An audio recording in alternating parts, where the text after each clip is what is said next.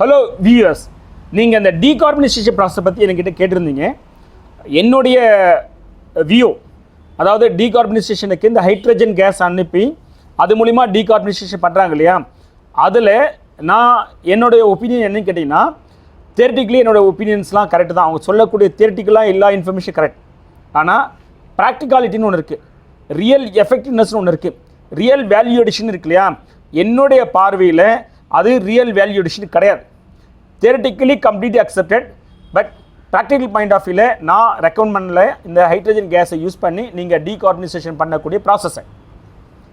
Okay, நான் எதை வச்சு சொல்கிறேன் அப்படிங்கிறத நான் இப்போ உங்களுக்கு எக்ஸ்பிளைன் பண்ணுறேன். இப்போது டீகார்பனைசேஷனாக என்ன, கார்பன் கண்டென்ட்டு டெபாசிட் ஆகிருக்கும், அதை ரிமூவ் பண்ணணும். ஸோ ஃபஸ்ட் ஆஃப் ஆல் வந்து தியரிட்டிக்கலி இந்த கார்பன் டெபாசிட் ஆகிருக்கு அப்படின்னா அது உங்களுடைய பெர்ஃபார்மன்ஸை பாதிக்குமா கேட்டால் பாதிக்கும். அப்போ இந்த அந்த கார்பன் எங்கெங்கெல்லாம் படிஞ்சிருக்கும் அப்படின்னா உங்களுக்கு இந்த ஈஜிஆர், இப்போ டீசல்னா ஈஜிஆருக்கு அப்புறம் ஈஜிஆர் ஏர் உள்ள நுழையும் சரியா, அதிலிருந்தே உங்களுக்கு கார்பன் கண்டென்ட் படிக்க ஆரம்பிச்சிடும். அப்போது உங்களுக்கு EGR, turbo, intercooler, air intake system, throttle body, இதில் எல்லாத்துலேயுமே உங்களுக்கு என்ன இருக்கும், உங்களுக்கு இந்த கார்பன் கண்டென்ட் இருக்கும் சரியா.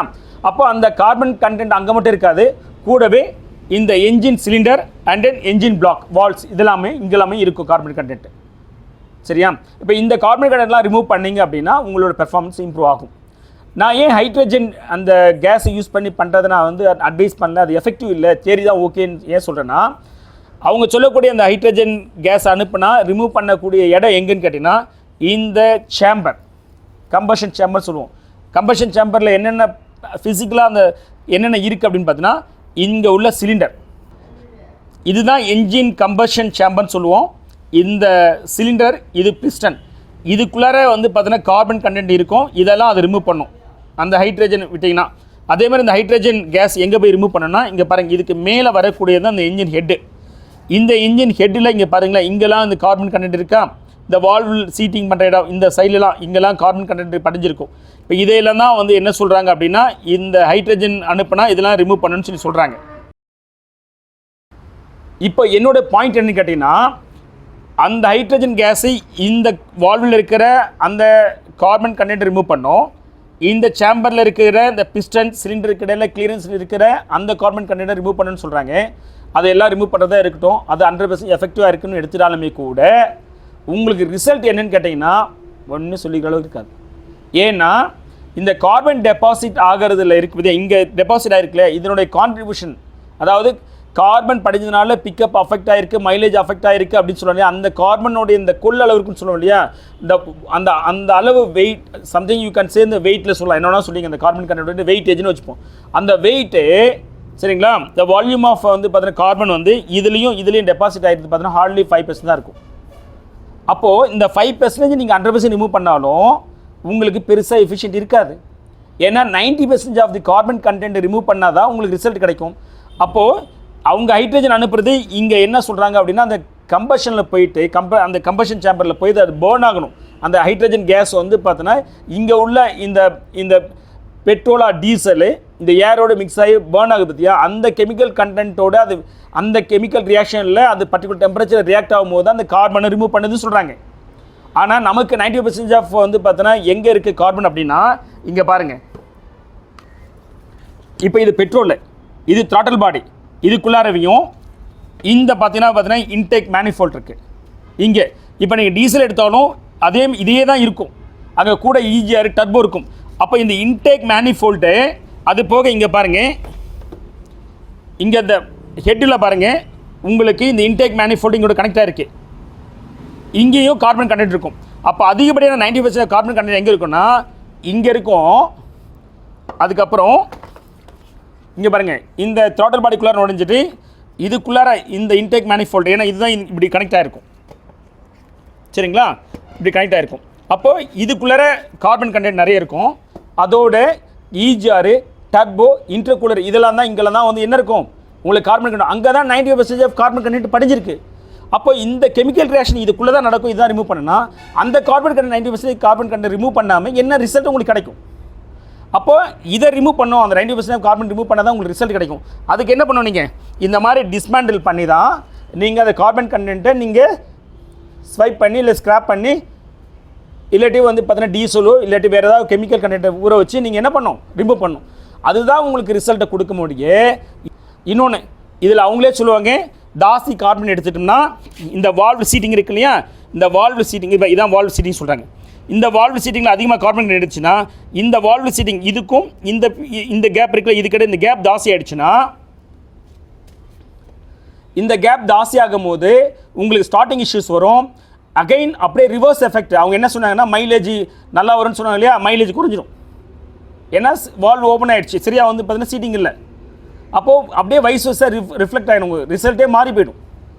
ஸோ என்னோட பாயிண்ட் ஆஃப் வியூவில் இந்த டீகார்பனேஷன் ஹைட்ரஜன் கேஸ் யூஸ் பண்ணி டீகார்பனேஷன் பண்ணுற ப்ராசஸ்ஸு ரியலாக உங்களுக்கு வந்து பார்த்தீங்கன்னா ரிசல்ட் கொடுக்க மாட்டா, ரிசல்ட் கொடுக்காது.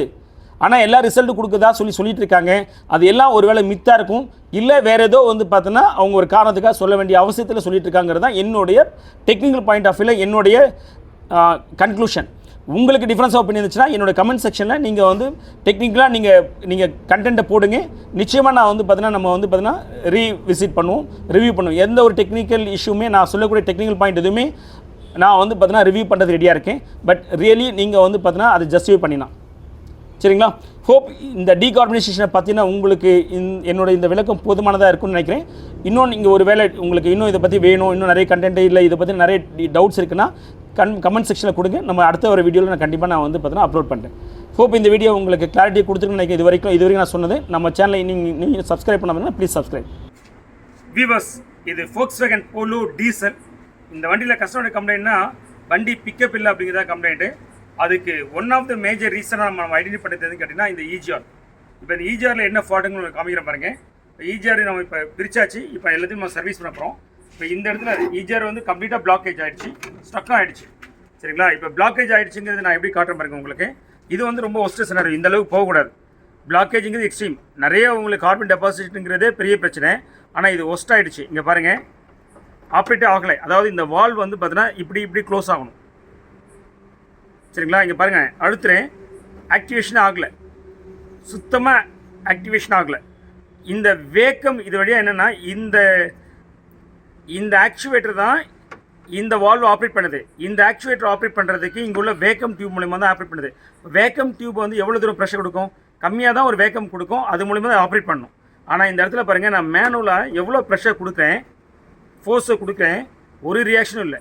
அப்போ என்ன அர்த்தம்னா இது அந்தளவுக்கு வந்து பார்த்தீங்கன்னா பிளாக்கேஜ் ஆகிருக்கு. வியூவர்ஸ், இந்த EGR கம்ப்ளீட்டாக இப்போ நம்ம வந்து பார்த்தீங்கன்னா சர்வீஸ் பண்ணியாச்சு. இப்போ பாருங்கள், இங்கே இப்போ ஆப்ரேட் பண்ணி காட்டுறேன் பாருங்கள். முன்னாடி சுத்தமாக ஆப்ரேட் பண்ண முடியாது, சரிங்களா? இப்போ பாருங்கள், ஆப்ரேட் பண்ண முடியுது. அது போக இங்கே பாருங்கள், இதுக்குள்ளெல்லாம் முன்னாடி பிளாக்காக இருந்துச்சு. இப்போ என்னென்னா முன்னாடி சர்ஃபேஸ்லேயே இந்த ஃபேஸ் லெவலையும் பிளாக் இருந்து அதை எல்லாம் ரிமூவ் பண்ணியாச்சு. அப்புறம் இன்டர்னலாக உள்ளுக்குள்ளேயும் போயிட்டு ஃபுல்லாக எல்லாத்தையும் வந்து என்ன பண்ணியிருக்கோமோ க்ளீன் பண்ணி போட்டிருக்கோம். இப்போ EGR கம்ப்ளீட்டாக நம்ம வந்து சர்வீஸ் பண்ணியாச்சு. எக்ஸாஸ்ட்லேருந்து போகக்கூடிய கார்பன் கண்டென்ட்டு இந்த EGR வழியாகவும் போகும். அப்படி போகும்போது இது வந்து கம்ப்ளீட்டாக கார்பனில் போயிட்டு அடைச்சிச்சுன்னா இந்த ஆக்சுவேட்டர்லாம் ஒர்க் ஆகாது. இங்கே பாருங்கள், இது இருக்கு இல்லையா, இந்த வண்டியில் ஆக்சுவேட்டர்லாம் ஒர்க்கே ஆகலை. இப்போ இது சர்வீஸ் பண்ணி போட்டதுக்கு தான் ஒர்க் ஆகுது. அதே மாதிரி இங்கே எலக்ட்ரிக் மோட்டர் இருக்குது, இதுலேயும் ஒரு ஆக்சுவேட்டர் இருக்குது. முன்னாடி அதெல்லாம் ஒர்க் ஆகாமல் வந்துச்சு. இங்கே பாருங்கள், இப்போ இந்த மாதிரி ஆப்ரேட் பண்ணோம். இங்கே பாருங்கள், முன்னாடி இந்த மாதிரி ஆப்ரேட் ஆகலை, ஏன்னா அதுவும் கிளாக் ஆயிருந்துச்சு, பிளாக் ஆயிருந்துச்சு. இப்போ இதெல்லாம் நம்ம சர்வீஸ் பண்ணி பக்காவாக ரெடி பண்ணிட்டோம், சரியா? அதே மாதிரி இப்போ நம்ம இதை பண்ணும்போது இதை மட்டும் பண்ண வேண்டாம். என்ன ரீசன்னா, இந்த வண்டியில் EGR கட்டுறது ரொம்ப காம்ப்ளெக்சிட்டி. அப்போது EGR கட்டும் போதே டர்போ சேர்த்து பண்ணுறீங்க. இப்போ இந்த வண்டியில் ஆக்சுவலி வந்து பார்த்தீங்கன்னா டர்போவில் டைரெக்டாக ப்ராப்ளம் கிடையாது, அதாவது கோர் ப்ராப்ளம் இந்த வண்டியில் கிடையாது. இந்த போர்ஷனை வந்து கம்ப்ரஸர் பிளேடு, இது வந்து பார்த்தீங்கன்னா டர்போ பிளேடு சொல்லுவோம்.